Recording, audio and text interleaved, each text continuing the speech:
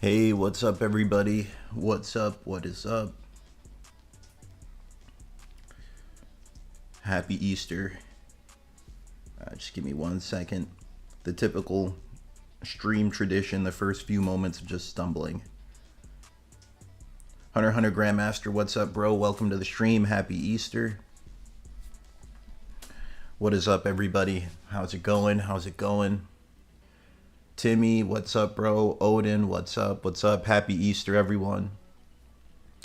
As some of you guys know who've been to like the other live streams in the past, my sleep schedule is notoriously terrible. And last night, bro, I was up until super late, like 5 a.m., just hanging out with family, and didn't fall asleep till like 5 a.m. So me doing this stream, this is like the first thing I've done like all day, really. Like, like I woke up and I was in like zombie mode for like an hour, and then I said, you know what, I should just go ahead and make a stream for this nice Easter day. Nelly Collect said just got off work. That's dope. Welcome to the stream. Happy Easter, everybody. Happy Easter. I hope you guys have like a nice day planned with friends or with family, and that you just have a nice day overall in general. Lowens, what's up? What's up? So today, guys, for today's live stream, we're going to go over some of the new information that came out from the interview, the Q&A interview that Gege just did. I think he did it yesterday. And some of the leaks from that interview have been going viral. So we're going to talk about like the biggest one that's been causing like the most commotion in the community. We're going to talk about that and then talk about what that means from a power scaling perspective and what it means from a narrative perspective for JJK as well. So it's going to be pretty fun. Okay. Hunter Grandmaster said, Lilo, I can relate to that comment, bro. Your sleep schedule is cooked. It is. You're right. It definitely is. Gigas, what's up, bro? So yeah, we're going to go over some of these statements and then talk about what it really means for the series as a whole, and then talk about some of the most popular arguments that I've seen like surrounding the new information we just got. Okay. So yeah, and as I'm going through these slides, I don't have a ton of slides today, but as I'm going through them, if I miss one of your comments, like don't feel bad. Once we get to the later portions of the stream, I'll go back and like read a good amount of the comments here. So let's go ahead and get into it, okay? And this should be kind of obvious, but this will be spoilers till pretty much like the end of the Jujutsu Kaisen manga. Well, it'll be spoilers until chapter about like 260, 250-ish. So if you haven't seen that yet, then you might want to avoid this one because it will have spoilers. Okay, so let's get into it. So this is one of the biggest statements that went viral from the Q&A interview. They were asking Gege about the Gojo versus Sukuna fight, and somebody asked Gege, like, why did Gojo not dodge the world-cutting slash? And Gege said, after defeating Maharaga, Gojo thought Sukuna had no way to bypass his infinity anymore. The usual Gojo would have sensed that something was amiss and could have avoided a fatal wound. Gege says, I think the usual Gojo would have sensed that, but like he's literally the author, so what he thinks is what would have happened, you know? Like this is his verse, he created these characters. So it's like Gege saying the usual Gojo, if he didn't let his guard down, would have sensed that Sukuna was about to attack him and would have dodged the world-cutting slash. So this actually changes a lot. This changes a lot of stuff because some of the most popular arguments before this, this was a very common question people asked because they were like, so Maki dodged the world-cutting slash, Kashimo dodged the world-cutting slash. These are two people weaker, like a lot weaker than Gojo, especially Maki, who would be considerably slower than Gojo too. Like we saw the speed difference between Gojo and Toji. Gojo was speed blitzing Toji and like slapping him around before Toji knew what was happening. And that was Gojo as a teenager, let alone adult Gojo. Like adult Gojo versus Toji would just be embarrassing, quite frankly. But one of my neighbor's dogs is yapping. He needs to chill out, enjoy the Easter. Well, I hope that's not too loud. But yeah. So, anyways, bro, dude, my neighbor's dog is going crazy outside. He needs to chill out. Anyways, this was a big problem in the community, and people would say things like they think that the World Cutting Slash teleported and just hit Gojo immediately. Or another thing people were saying was that they thought that Gojo could not see the World Cutting Slash, even with the 6 eyes. So those were like the common answers. People were saying it was too fast for him to dodge, or that he just simply couldn't see it. But so like people were saying the World Cutting Slash just in general was stronger than Gojo was. So that's why Gojo lost. But now with this new information, we're finding out, no, like the real reason Gojo lost this fight was because he dropped his guard in the very end. And if he did not drop his guard, he would have beaten Maguna at the very least, like Sukuna in Megumi's body. This was like the state that Sukuna was in when he fired the World Cutting Slash. He had one arm. He might have also only had one leg. He couldn't use reverse curse technique anymore. And he would not be able to beat Gojo in a hand-to-hand fight with domain amplification at this point. That's what Kusakabe states. And on top of that, he didn't have Maharaga anymore. And he had also lost numerous of the 10 Shadow Beasts because he fused a few of them together and Gojo killed that version. He killed a fusion of the 10 Shadow Beasts, so he lost multiple of the 10 Shadows as well. And they were both in a state where neither of them could use domain amplification, which is why neither of them could use domain expansion in the final portion of this fight due to like the brain damage they had. So Sukuna really had like no defensive tools left. Maguna, like this version of Sukuna, had no defensive tools left against Gojo, who was double Black Flash, could use reverse curse technique, had pretty much the same amount of cursed energy he would have had at full power. It was essentially a near full power Gojo versus a near death Sukuna. And then Gojo loses here because he drops his guard in this very moment. He just assumes that Sukuna can't bypass his infinity anymore because Maharaga's gone. And he was wrong. He ends up getting chopped in half with World Cutting Slash right here. So, yeah, this is really crazy because there's literally no chance that, like, if Gojo kept his guard up and continued fighting from right here, Meguna has literally no chance of defeating Gojo in this state. He would have to transform into Heian era Sukuna, meaning, like, what that literally means is that Meguna plus Maharaga plus 100 chapters of prep time is still weaker than Gojo just winging it. That's what it means from a power scaling perspective, just straight up objectively. That's what it means, because that was what this fight was. It was Sukuna plus Maharaga with 100 chapters of prep time, like specifically designed for killing Gojo. Against Gojo, who was just in there like figuring things out as he went along. And with all of these advantages against Gojo, he still pushed Sukuna to this point, and he would have beaten Maguna if he just didn't drop his guard right here. That's what that all means, like summed up in a simple statement. Like some people disagree with that. So like we can analyze that a little bit.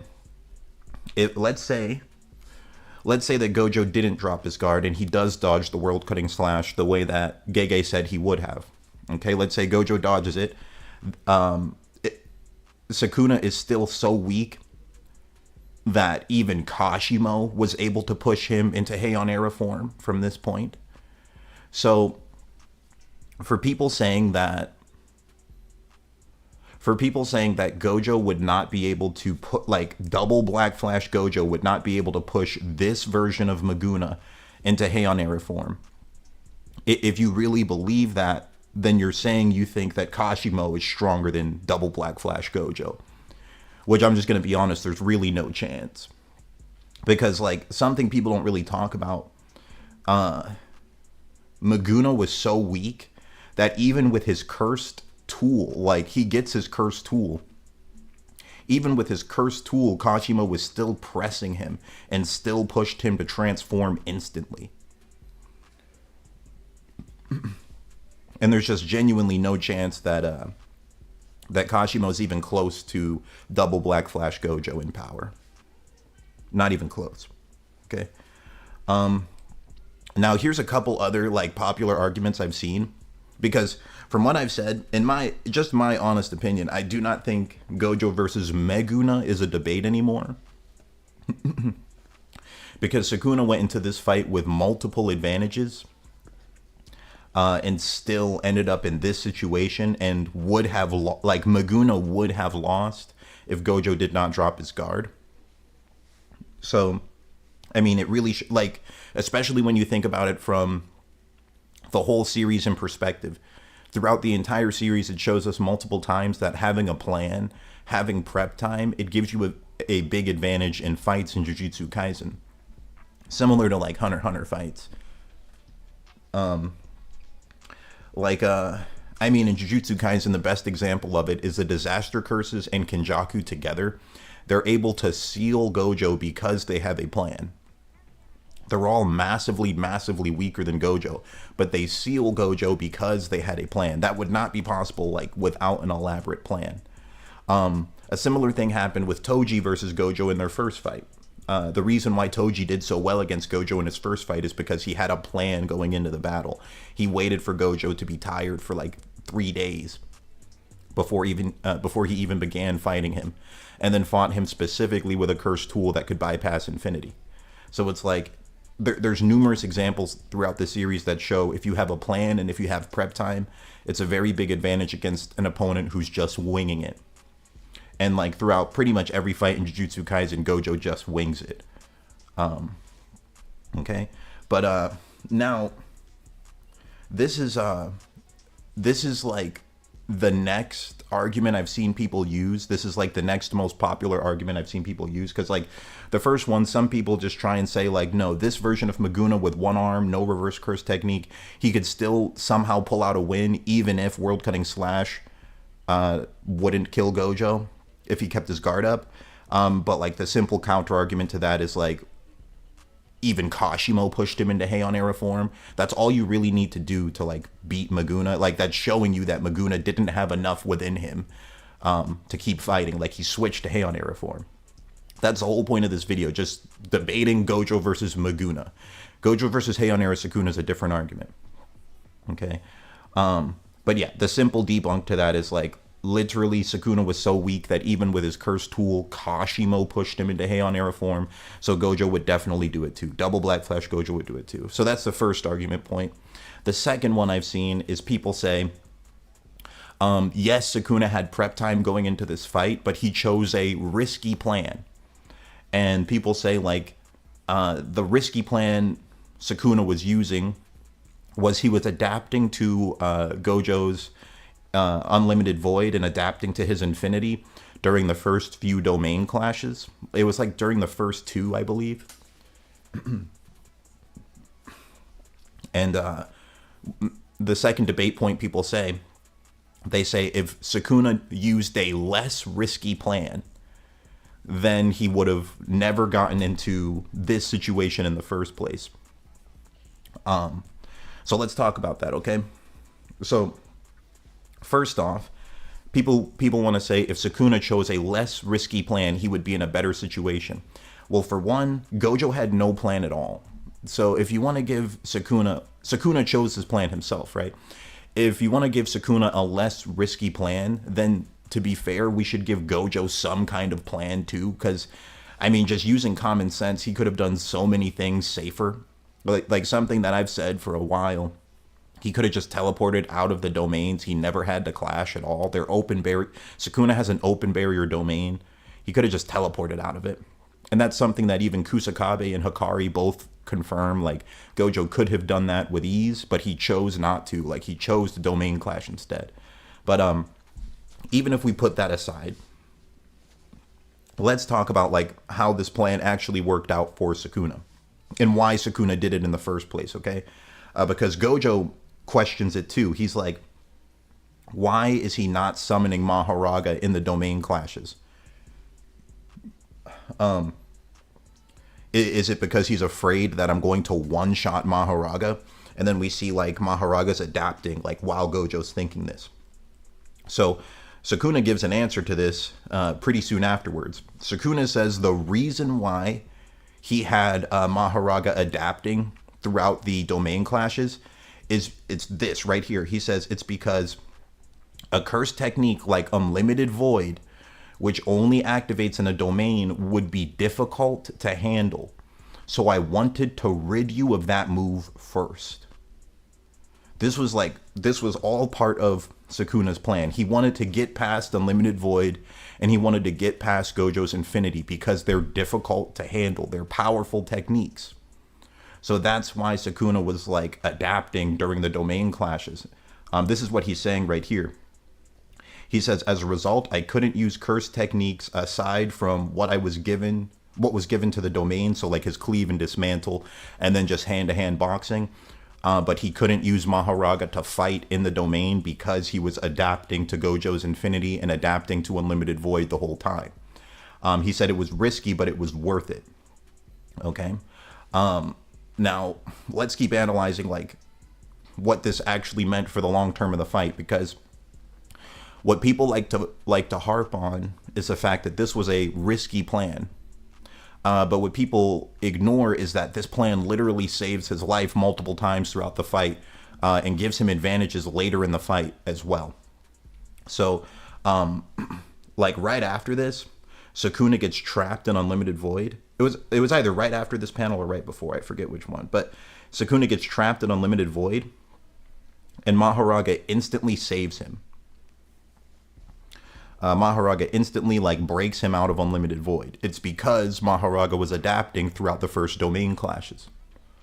So something to keep in mind is if Sukuna was not adapting, like if he wasn't using the adaptation throughout the first domain clashes, then Sukuna just straight up loses right here anyway. That's something people like to conveniently ignore. Like the adaptation throughout the fight was genuinely something that saved his life. Okay, so that's one thing. Another thing is like this adaptation made Maharaga stronger throughout the fight as well. That's something that Gojo says right here.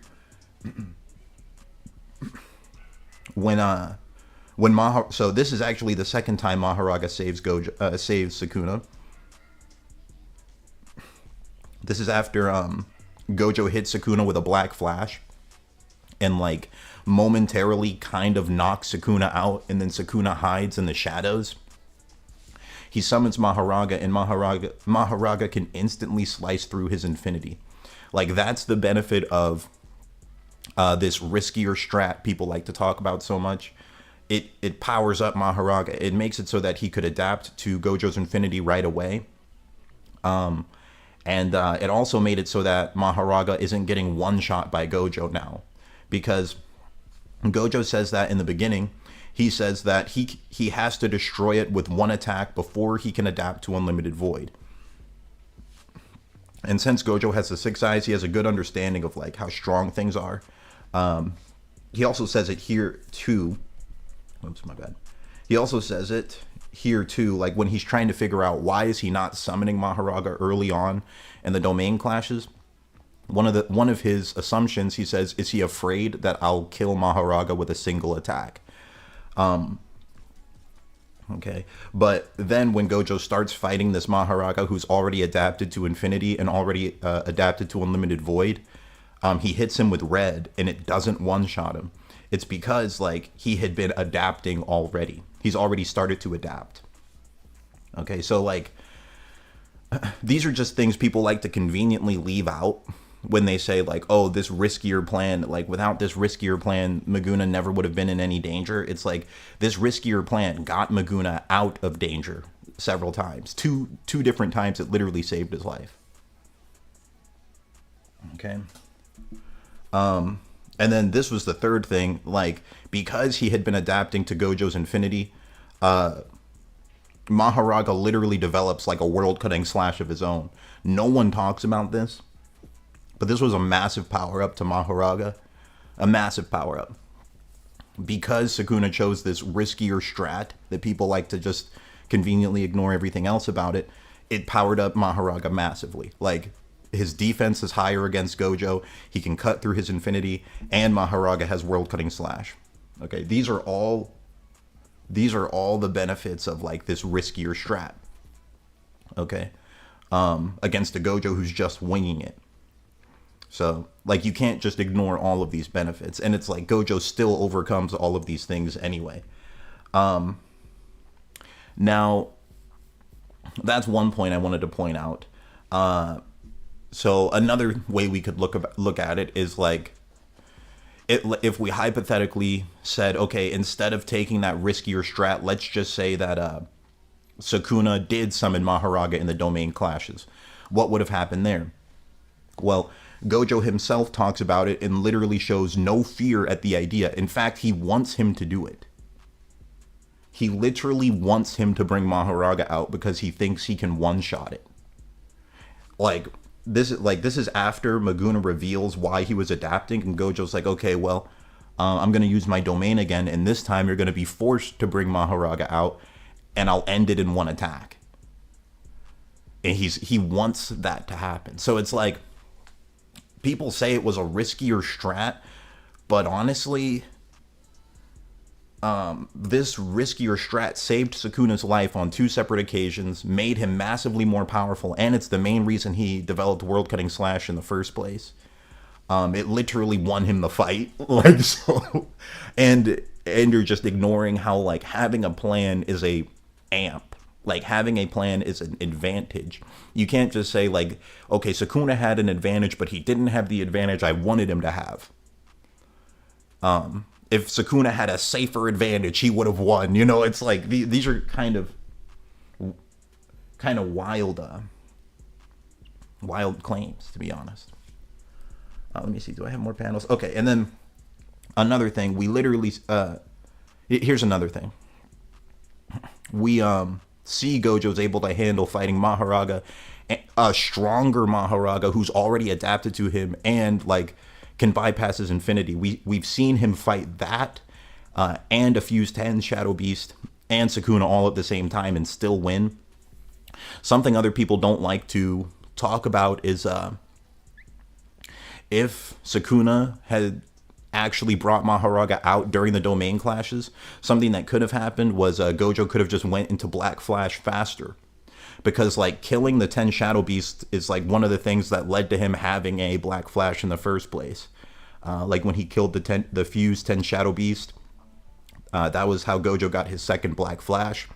So like if Maguna brought out his Shadow Beast during the domain clashes, that could have led to Gojo having a Black Flash faster. And I mean, like, we've already seen that Gojo had superior hand-to-hand than Maguna. Like, Gojo with one arm beat Maguna plus an adapted, stronger than ever Maharaga plus a 10 Shadow Beast all at the same time. That was one-arm Gojo. Let alone like 2-arm Gojo versus a Maharaga that he can one-shot that's not adapted to him at all. It might just backfire. Because like if he had summoned Maharaga in the domain clash, let's say he does that and Gojo just kills him with one shot, now Sukuna has to fight the rest of the fight with no Maharaga at all.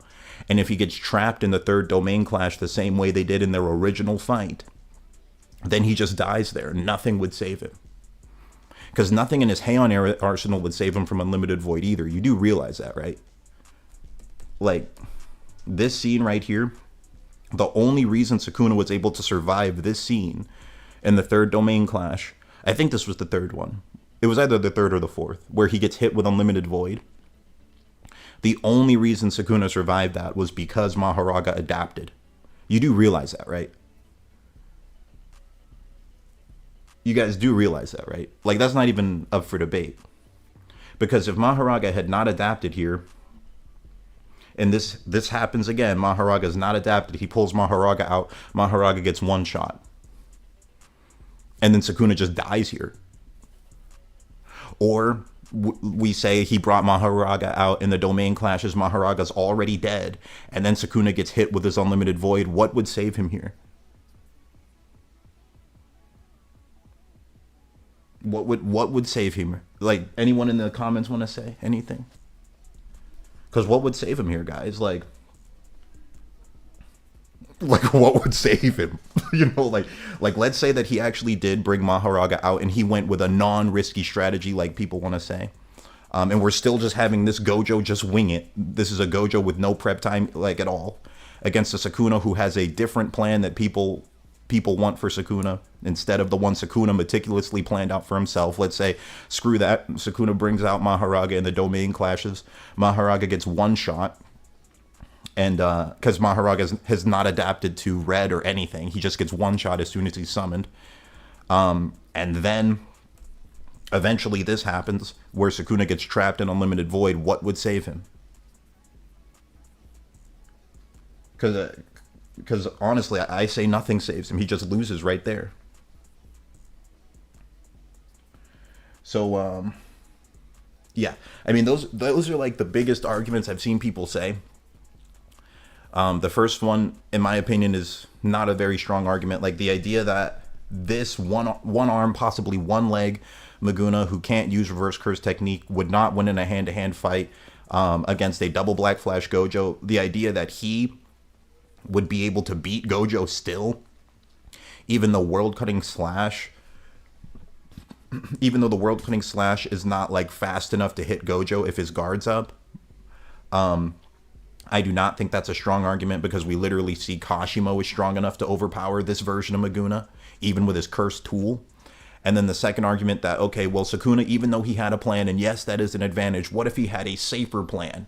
That on its own is a crazy, I'm not going to say crazy, but that on its own is like a pretty wild statement. You're giving so many passes to Sukuna and 0 of them to Gojo, because Gojo's still just winging it with no plan, even though me as a normal reader can think of plans that, like, you'd think the most genius sorcerer of their modern era would be able to think of, like just teleport out of the open barrier domains. But we're not going to use any of that. We just say, okay, he goes in there and he actually uses Maharaga in the domain clash. There's a lot of ways that it would backfire against him, because Gojo's strong enough to one-shot a Maharaga who's not adapted to anything. And then you have to ignore the fact that this adaptation plan actually strengthened Maharaga and gave Sukuna multiple advantages throughout the fight later on, and saved Sukuna's life on 2 separate occasions in the fight later on. During this scene with the unlimited void, and then the second scene was this panel on the left, where Gojo hits Sukuna with a Black Flash, quote unquote knocks him out, and then Maharaga pops up again and saves him. So, like, those two, he wouldn't have had those 2 saving moments. He would have just gotten cooked.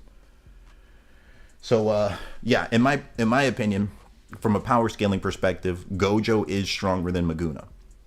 The version of Sukuna in Megumi's body plus Maharaga plus 100 chapters of prep time is still weaker than Gojo just winging it, as long as Gojo doesn't drop his guard. That's what this newest statement pretty much confirms. Okay. Now, in my opinion, the only debate that's really left that can be had with Gojo versus Sukuna in good faith is like the only like debate that can still be had with these characters that to me logically makes sense is Gojo versus full power Heian era Sukuna. That's the only debate left that's really worth having, in my opinion, because with this newest statement from Gege, it pretty much isn't a debate anymore. Because, like, the reason this stayed as a debate for so long was because people said, well, world cutting slash, like, it's just too fast for Gojo, he can't dodge it. And then Gege came out in the newest Q&A and said, actually, Gojo can dodge it. The reason he didn't was because he dropped his guard. So what do you guys think about all that stuff? Those are like the main points I wanted to go over. I'm just going to start reading through some of these comments. And if you guys like disagreed with any of my points in particular, please like tag my name, like do like at Lilo's Adventure, and then I'll read those comments first. Okay. Super crazy. Super crazy. I've debated him on Gojo versus Sukuna a few times. He said, "Got to love Gojo fans still being delusional. It's over, gang." What part about it is delusional? What part about it is delusional? Because I mean, it's pretty cut and dry here that like there's no way that this version of Sukuna is going to beat Gojo. Straight up. Like a double Black Flash Gojo is not losing to a one-arm near-death Sukuna. Like, it's not gonna happen, you know? Especially since we saw a one-arm Gojo getting jumped by Sukuna and Maharaga and the Fused 10 Shadow Beast. The one-arm Gojo still won. Blitz Drake said, if Gojo fought in character and actually used teleportation to escape the domain each time, he'd easily win. Sukuna's domain is open, yet Gojo doesn't even teleport once. Yeah, and I've always thought that that was kind of like plot nerfing Gojo. I'm going to be completely honest. Because we see Gojo in pretty much every other serious fight he has, he teleports on people. Like, you guys know he teleported against Toji too? That was Super Crazy said, when we debated, you deleted my comments. No, dude, I've never deleted your comments, bro. Like, something that happens with YouTube is like, YouTube has like a built-in filter system, so sometimes YouTube on its own will like hide comments. And like the only way you can see them is if you go to the like comment section and then you press newest comment, then it will show your comments. But sometimes YouTube's like bots will just automatically delete comments. I don't delete comments. Like, the only time I'll delete a comment is if someone says something like bully-esque. Like if someone's bullying somebody else. But if that's not happening, then I leave the comments alone. Rami, welcome to Lilo's crew. Oh, you became a member. Thank you, bro. I appreciate that. Let's see here. Jesse said, Maguna and Heian Kuna win because of open domain. I mean, Maguna used his open domain in this fight and didn't even win all of the clashes. But Heian era Sukuna versus Gojo, that itself is still an ongoing debate. But in my opinion, Maguna versus Gojo is not even a like good faith argument anymore. To me, it just seems like you have to ignore pretty much every element of the story for this debate to still continue. Like Maguna versus Gojo, like for that debate to still continue, you have to ignore that plans give you a big advantage throughout all of Jujutsu Kaisen. You have to ignore that. You have to ignore that Maguna, using the adaptation, ended up saving his life 2 separate times and powered up Maharaga massively, and it literally developed World Cutting Slash. Like, another counter argument you could just say to that is, and you also have to ignore the fact that Sukuna himself thought of that plan, and word for word said he did that because Unlimited Void was dangerous and difficult to handle. You have to ignore all of that in order for this debate to still go on. But if you just pay attention to everything that's in the story, it's not a debate anymore, in my honest opinion. Like, to be completely fair with you, like, Maguna versus Gojo now, to me, is almost as like wild of an argument as like Toji versus Gojo. No, that's crazy. That's actually a wild statement. It just, to me, it just isn't really worth debating anymore, actually. That's my honest take on it. I genuinely think like there's way too many narrative elements, way too many power scaling elements that just straight up say Gojo is stronger than Maguna. But Gojo versus Heian era Sukuna is still up for debate. That's my stance on it. It's not as bad as Gojo versus Toji. That was actually kind of crazy. Okay, let's see.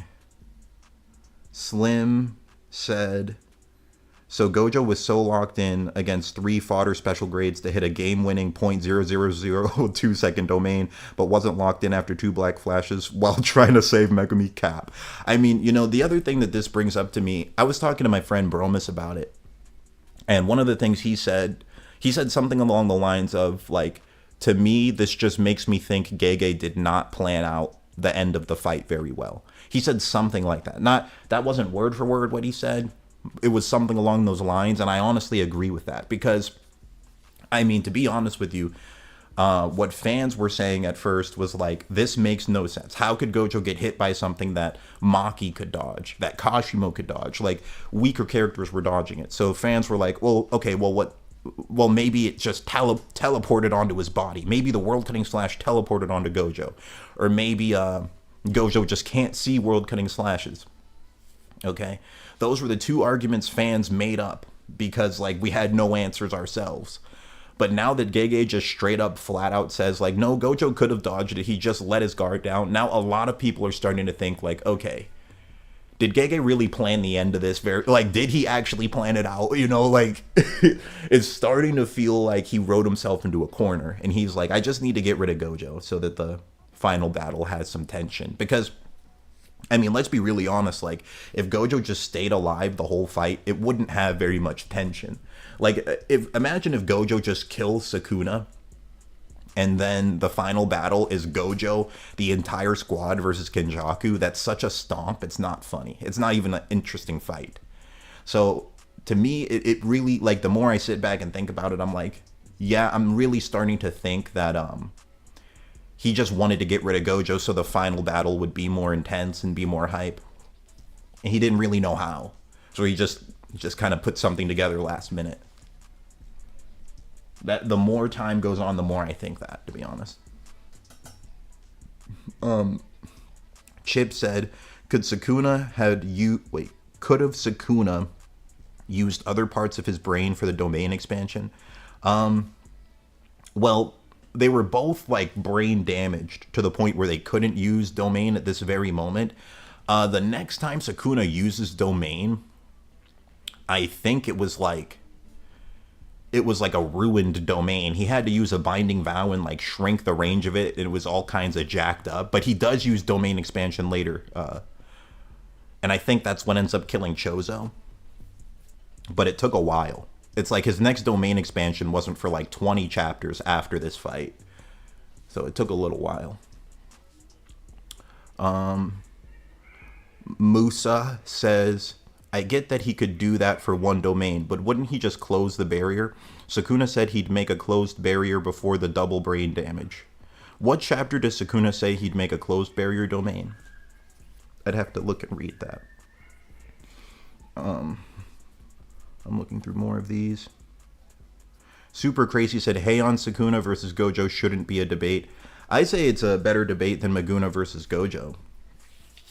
Because Maguna, like we've seen firsthand, Maguna versus Gojo, even if you give Maguna 100 chapters of prep time, and you let him jump him with Maharaga and the Fused 10 Shadow Beast, and you let him adapt to Gojo's Infinity, and you let him adapt to Gojo's Unlimited Void, Gojo will still win as long as Gojo doesn't drop his guard.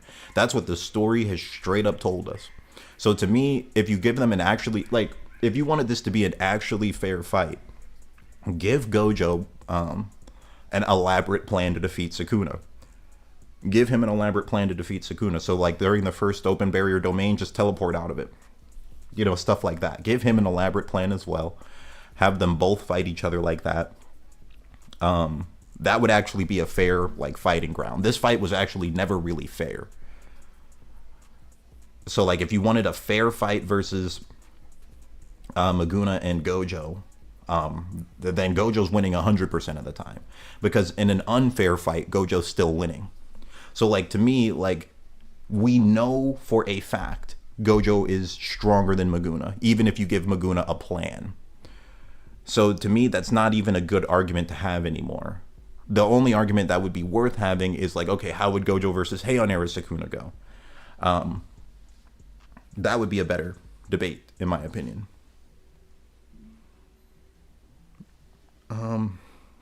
I'm just scrolling through, looking at some of the comments, seeing if any are asking me questions. Okay, Jesse said, aren't you ignoring Gojo saying he still would have lost to Sukuna if he didn't have Maharaga? Maguna took a riskier plan, which is why he lost a domain clash.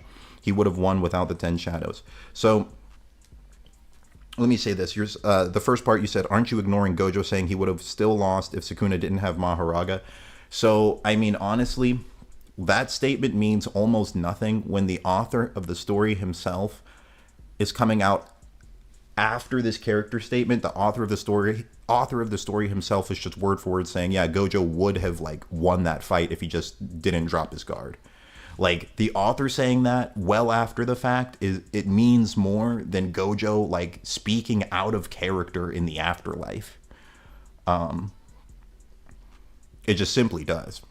Like, you could argue like the reason Gojo was saying that was because that was the first like real defeat he had ever had, and it like humbled him. You could very easily say that, and it humbled him into saying things that just straight up weren't true. Because like what we see here is based off of what the author himself said.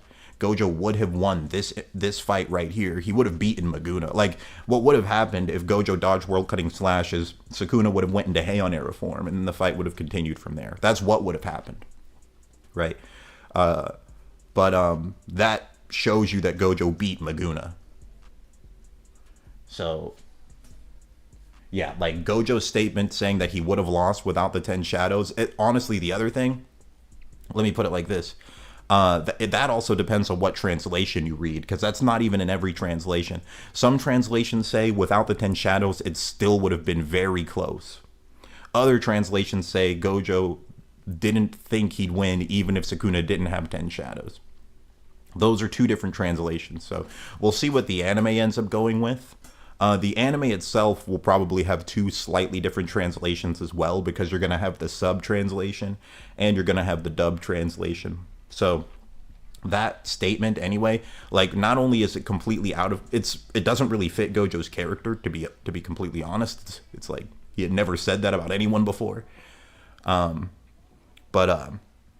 Yeah, when that gets animated, it's going to have like two other translations as well. But it already has two different translations right now. So I'm not saying that I'm ignoring him saying that. I'm just saying, like, the author's statement, like a year after the chapter's written, like, these statements designed to close up loose ends have more weight than something that Gege wrote like back then. And then you said Maguna took a riskier plan, which is why he lost the domain clash. I would argue the reason why Maguna lost the domain clash is because he's weaker at hand-to-hand than Gojo. Just straight up, plain and simple. Which is stated, like, during the fight anyway. That's straight up stated, like, Gojo is stronger at fighting inside of the domains.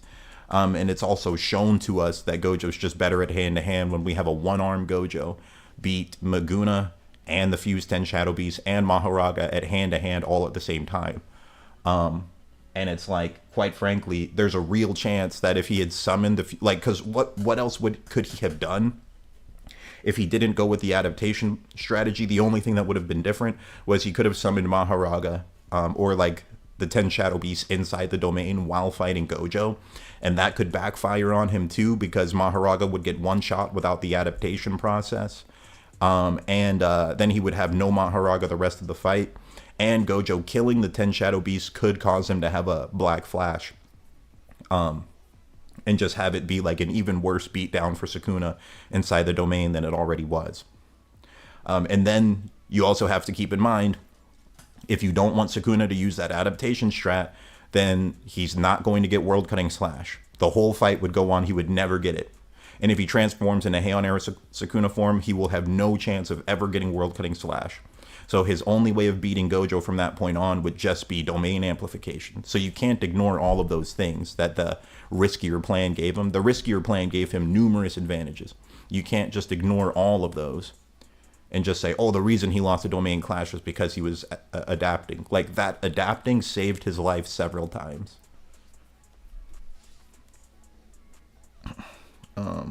Let's see.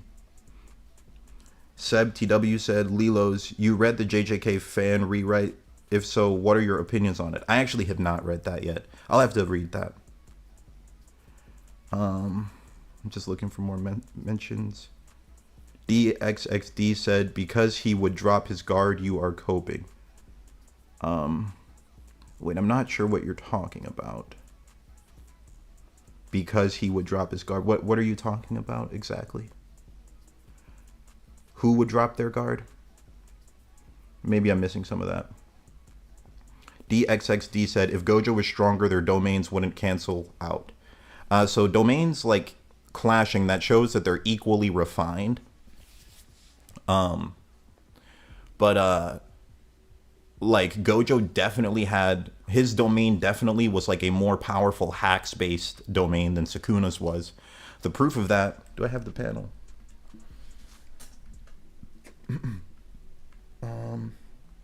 Okay, I don't have the panel here. Here, let me just go to actual Viz. So I think it was chapter like 230. I think it was like 230. It's gonna take me a second to get there. But for one, like we see that Gojo can take the full duration of Sukuna's entire domain and survive it. Even without like having curse techniques to defend himself, Gojo can still survive like the entire duration of Sukuna's domain expansion just by spamming reverse curse technique. Like he's just built different like that. Reverse curse technique, falling blossom emotion, and simple domain was it was enough for Gojo to tank a huge portion of Sukuna's domain. But for Sukuna, it's like if he gets hit by Gojo's domain expansion for 10 seconds, then he just dies. Like I'm trying to find that exact statement. It was stated by Shoko. If it's not 230, I might give up on looking for it. Okay, yeah, we see right here. It's like the amount of time that Sukuna got struck by Unlimited Void was less than 10 seconds. And it just crushes his brain for like the rest of their fight, and he can't use domain expansion anymore. But there's more to it than that. Like Shoko straight up says like he can immobilize him if he bathes him in Unlimited Void for a few seconds. I wish that Restless was here, bro. Restless knows everything by chapter number. Is it here? Well, yeah, and like this is also showing us that like Unlimited Void is just a much more potent domain. Just the moment he gets hit by it, it immobilizes him. Meanwhile, like let's put it like this: we saw how when Sukuna broke Gojo's domain, and Gojo had no curse techniques to defend himself, and he had to box Sukuna while getting slashed by Malevolent Shrine the entire time with no techniques. The way Gojo survived that, if you swap Gojo with Sukuna and you have Gojo break Sukuna's domain, and Sukuna's just has to box Gojo while fighting off Unlimited Void, Sukuna just dies. It's a more potent domain. Like, it just stronger hacks. But I wish Restless was here, bro. He knows the exact chapter numbers to everything. I thought it was 230, but I was wrong. It might be 231. Let me see if it's here. It's not here either. Okay, I'll try 232, and then if it's not on that, I'm looking for the Shoko statement. If it's not 232, I'm going to stop looking because I'm not trying to get a copyright claim. Yeah, I'm sorry. I'm not finding it. I wish Restless was here because he can find them so fast, bro. But there is a statement in the fight where like Shoko straight up says like Gojo can immobilize him if he bathes him on Unlimited Void for a few seconds. I thought it was somewhere in between chapter 229 to 232, but it's not, and I don't want to get a copyright claim looking for it. DXXD said, "You are disingenuous." With what point? What point is this? Like, state the exact thing that I said that was disingenuous, please. Slim said, "Who's a stronger duo, Todo and Yuji or Gege and Sukuna?" Gege and Sukuna, definitely. Angel said, "I'm so glad you're covering the latest comment that Gege made. He's obviously continuing to do damage control since enough of the fan base does not find Gojo defeat compelling from a demonstrative and narrative perspective." Exactly. Like, a lot of people didn't. DXXD said, "I'm so biased." What? How? Like, what did I say that's biased?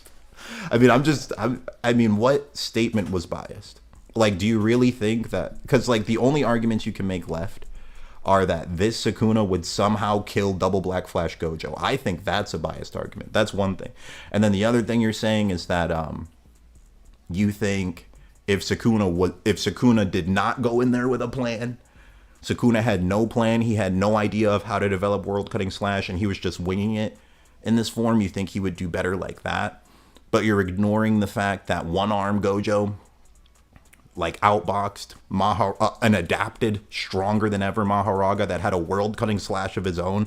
Like, this is the Maharaga that Gojo outboxed, by the way. Maharaga had world cutting slash, like a dismantle that cuts through infinity. So Gojo with one arm outboxed an adapted Maharaga who had adapted to infinity, had adapted to unlimited void, and had a world cutting slash of his own. He was fighting that plus a fused 10 Shadow Beast plus Sukuna all at the same time, and he still won that exchange. But you're saying that you think if Maguna summoned a weaker Maharaga during the domain expansions that was not adapted at all to unlimited void or to to infinity, so a Maharaga who like can't even hit Gojo, you think, and can get one shot by Gojo according to Gojo's own statements, you think that Maharaga would have won the domain clashes for Sukuna? That's what you're arguing? You're thinking the Maharaga that can't even hurt Gojo, that's not adapted to anything, would have really made a difference? I think the difference that would have been made was that Maharaga would have gotten one shot in the domain clash and like and might have boosted Gojo even more. He might have made Gojo have a black flash the same way Agito did, like right here. This could have just happened in the domain clash. Gojo has a black flash and he just beats the brakes off Sukuna even worse, and Sukuna has no Maharaga the rest of the fight. Another thing is like Gojo himself wanted Sukuna to summon Maharaga. Like, he did not care, bro. Like, he wanted him to do that. Like, that's what Gojo wanted. So, like, I think people need to read the fight again to be for real. Because, like, you're telling me that this thing that Gojo wanted to happen would have been worse for him when Sukuna getting these adaptations helped him multiple times throughout the fight? Because these the adaptations throughout the domain clash, that's why Sukuna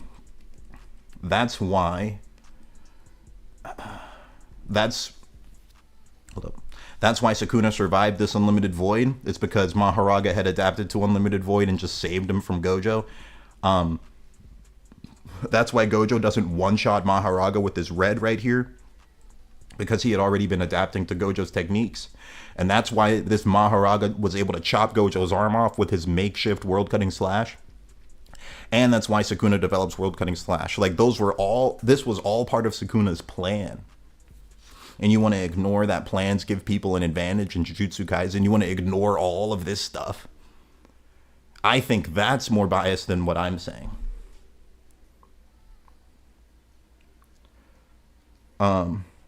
Super Crazy said, bro, quit saying he got caught off guard, which is why he lost. It's in character. You're transforming Gojo into a different character. Being caught off guard is his fault. So you're saying, like, double black flash Gojo with the 6 eyes dropping his guard while Sukuna's in this state is in character. I guess I kind of agree with that. I mean, he made that mistake against Toji in their first fight, right? And I guess you could say he kind of made that mistake against Kenjaku a little bit. But it was more... I mean, to be honest, did he really drop his guard against Kenjaku? Wasn't it just like him seeing Geto made like years worth of memories go through his head in an instant, and it was kind of like a cheat that allowed him to be sealed right away? Against Toji, he dropped his guard. Like, hold on, Super Crazy. You're saying it's in his character to drop his guard. Like, give me examples. Is it against Toji? Because, let me think. In their first fight, I guess, like, did he really drop his guard, or was he just tired from using his techniques for 3 days straight? Because in the second fight, he just wipes Toji out immediately. But I would say, like, against Toji, he wasn't really paying attention either. And he was just whooping him. But that was because there was a massive difference in their power. And he was still dodging everything Toji did. Like even with his even with his guard down, he was still dodging him. He wasn't letting Toji just hit him with stuff. So like, what exactly is making you say that's in character? Super crazy. Because I mean, that's not even really my argument. I'm saying that like, if Gojo just doesn't drop his guard, he wins. He's the stronger character.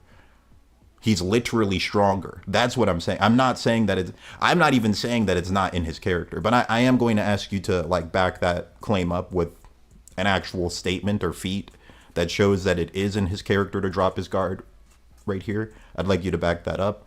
But that's not even my argument. I'm saying that he's objectively a stronger character than Maguna because like, in order for Maguna to win, this is literally everything that needs to happen.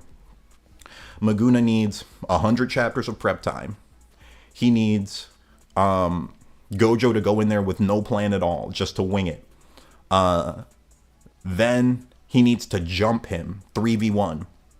Then after losing all of that, he needs Gojo to drop his guard, then he can win. That's not a stronger character. I'm sorry. Like, it's not like, that's not like, you really cannot argue that anymore. That's why I'm saying like, this debate is really over between Maguna and Gojo. That's over. That's not a debate. But Gojo versus Heian era Sukuna, that can still be a debate. That's my claim on it. Ma said it was chapter 230. Let me go and look one more time, bro. What's this? I'm at 232. We'll try that. We'll go to 230. This is 231. Go to 230. Okay, so you're saying 230 has the Shoko statement? Bro, I need Restless here, bro. He knows every chapter. It's not on 230, bro. It's not. Oh, wait. Oh, no, it's not. Because, yeah, here's Shoko. But no, this isn't the statement I'm talking about. I need Restless here because I remember her saying it, but I don't remember what chapter it was. It might have been like 228, but I just don't want to go through every single chapter and like get a copyright claim. DXXD said this brother is so delusional. DXXD, I mean, you're throwing all these insults out, but you're not debunking anything I've said. I'm sorry. I mean, like, I'm not saying any insults to anybody.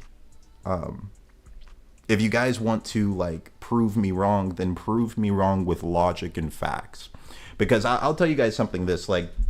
I'll tell you guys something real quick. If you've ever been in like a debate club, official debates, the way they work is the moment someone commits ad hominem, they lose. So the moment you say something like, oh, this dude's delusional, or oh, this dude's coping, or oh, this dude's stupid, you lost the debate. Like if we were having an official debate with like judges, you would have lost, legit.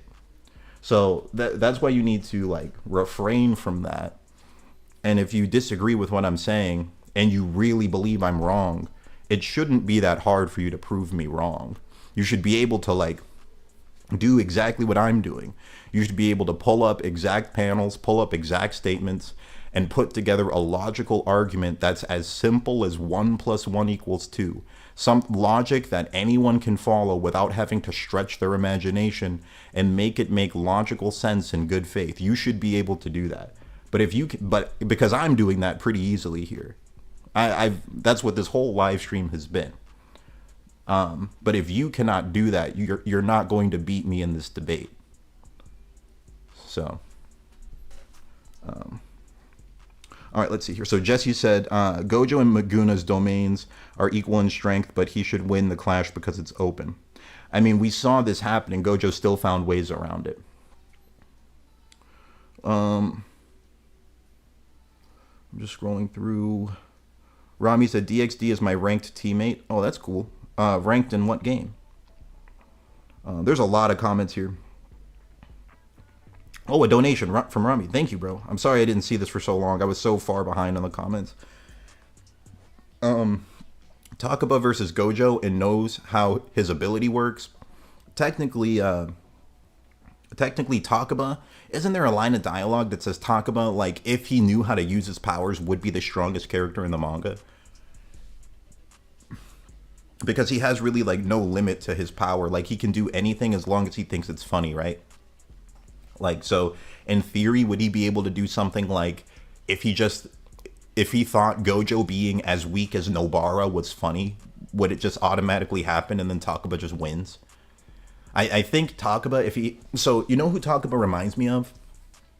If you've seen JoJo's Bizarre Adventure, he reminds me of Okyasu. And he might have actually been modeled after Okyasu, because Okyasu had similar statements where it was like, if Okyasu was smart, he had the stand ability called the Hand, and his hand could erase anything. Like, it could erase space, and it might have been able to erase time. So he might have been able to, like, make himself immortal. He might have been able to, like, go back in time. He might have been able to do all kinds of things. But he was just so stupid, he would just use it, like, for the dumbest things possible. And there was a statement in the series where they were like, if Okyasu was smart, he would be the strongest guy out there. He wouldn't lose to anyone. And that kind of reminds me of Takaba, where Takaba's power is super broken. And it's like, the only reason he didn't beat everyone is because he's an idiot. Like, so I think, in theory, yeah, Takaba with, like, control of his powers and knows how his ability works, I think he would beat everyone. Immortal Rob, and I actually have to end the stream pretty soon here, guys, because I gotta go and, like, spend some time with my friends and family for Easter. So I'm sorry, because there's so, like, this stream has so many people. Thank you everyone for tuning in. I did not expect to get 100 people in this live stream, because usually, like, my JJK live streams don't get as many views as my Hunter x Hunter ones. But this one's doing, like, just as good as a Hunter x Hunter one. So thank you everyone for tuning in. But let me just keep looking. Yeah, I'm definitely not going to be able to read every single comment. I'll just read a few more. I'm really sorry about that. But just something you guys should know is, like, when I do these live streams, I watch them back later, and, like, I read all the live comments then. Like, I just read through them all and think about them. So if I didn't read your comment on stream, I will read it, like, later and, like, think about it. So I'll just read a couple more. Nick said, Gojo did have a plan, but like I said earlier, he's an inferior strategist. He's so used to massive power gaps that one shot him is his plan. 200% purple was his plan. I mean, I guess you could say that's a plan, I guess. But like, that's nothing compared to, like, what Sukuna did. Like, Sukuna had, like, a 100 chapter long, multi-step, elaborate plan specifically to defeat Gojo. And I've put it in my other videos before, like, I detailed everything, but it was a lot of things that he did, guys. Like, his plan technically starts the moment he tames Maharaga back in Shibuya. Then, like, from there until the moment he fights Gojo, there was a lot of things he did to prepare for the fight. Like, some of the things, like, that I can remember off the top of my head was he dunked in a darkness bath, so that way he could fight against Megumi's friends. He has a line of dialogue where he says, I'm going to use this form because this form is better for fighting sorcerers. And, like, it was implying that it would give him a mental advantage against Gojo, like Gojo not wanting to hurt his student. Another thing he did was, the moment he found out Gojo was unsealed, right after that, he ate all of the remaining cursed fingers he had. He did not want to fight Gojo with 15 fingers, bro. Because he could have done that. But he chose not to. Like, he knew he was going to have to fight Gojo and the rest of the cast. He ate the rest of those fingers like Tic Tacs. And then he ate a cursed mummy to make up for the missing finger. And then during the fight, his whole fight was a plan. Everything he did was planned out. So, yeah, there was a lot of stuff he did. But if you want to say that Sukuna's a better strategist than Gojo, you can say that. You could probably say that. Because, I mean, Gojo's never had to plan for anything. His whole fight system has been go in there and win. That's it. And it's like, the other thing that makes me think, like, Gojo didn't have a plan at all is just the most common sense stuff. Like, why would you clash with an open barrier domain when you can teleport out of it? Like, these are things that scream at you that he did not plan anything. He didn't even think about it. Like, he just went in there and was winging it. It's crazy. Especially, like, there's one scene in it where if you read the fight again and really think about it, you're like, why in the world would Gojo do that? In their first domain clash, he clashes with an open barrier domain, knowing that the open barrier domain has a larger range than, like, his barrier size. Gojo knows that domains are weak to attacks from the outside, but he still clashes. even Yuji knew that domains are weak to attacks from the outside. So what that really means is Gojo just let his domain get broken on purpose. No one talks about that. It's like that's not just not having a plan. That's almost plot-induced stupidity. When you have a move in your kit that lets you avoid it instantly. And like, they have Hikari and Kusakabe both say, hey, wait a minute, couldn't Gojo just teleport out of Sukuna's open barrier domain even if it was max range? And Kusakabe's like, yeah, he could, but he didn't because he clashed instead. And everyone's like, oh, okay, yeah, makes sense. But if you sit back and think about it, you're like, wait, that doesn't make sense. Why'd he do that? Like, it's like, there's so many things like that. Okay, there's so many comments. But all right, guys, I think I'm gonna have to stop the stream here, because I do have to get going to meet up with my family and hang out with some friends and stuff for Easter. But every comment that I missed, I am going to watch the stream again and like read through the comments. Like, if you guys didn't know, that's like a feature you can do on live streams. It usually, like, after the live stream ends, it becomes like a VOD on the channel and you can just watch it. And then like, it's something like 10 hours after the video is posted.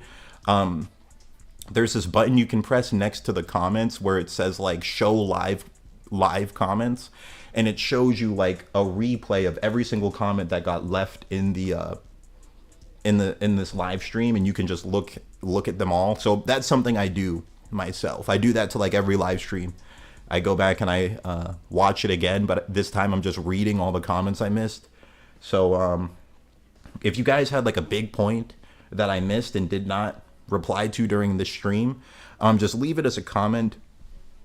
Leave it as a comment on like the VOD of this live stream, because I will go back through the comments and I will be replying to comments on this. And if you want to continue this debate, definitely hop into the Lilo's Adventure Discord. I'll leave the link to that in the description of this video. Feel free to hop in there and then hop into the debate tab. And like, we're all having debates in there every day. Like I hop in there and have debates a lot too. So we can debate in there too.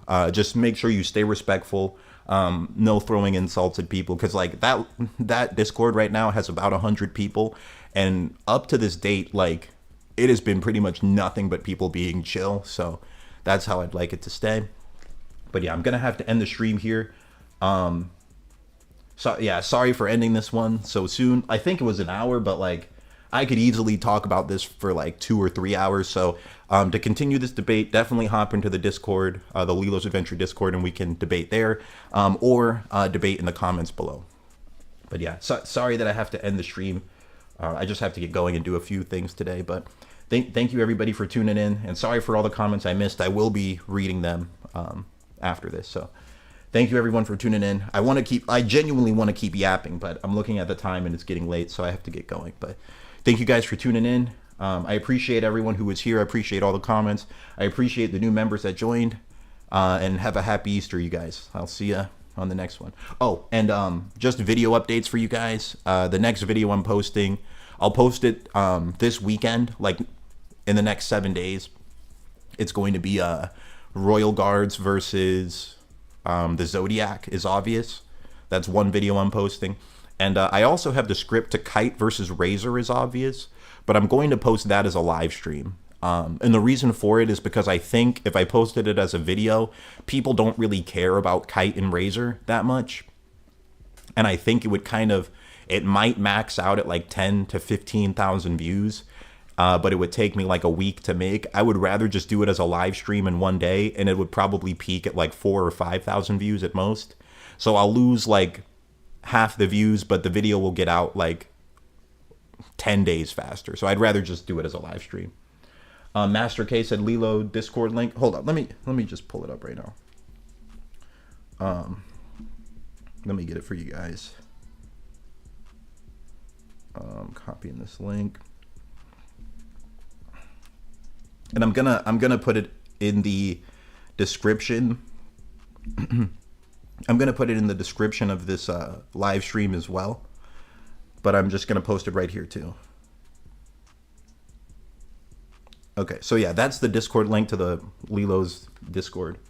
That's a link that expires in like 7 days, But I'll put like the link that doesn't expire. I'll put that in the description of this a little later today. But all right, guys. Thank you everybody for tuning in, and I'll see you on the next one. Have a good Easter.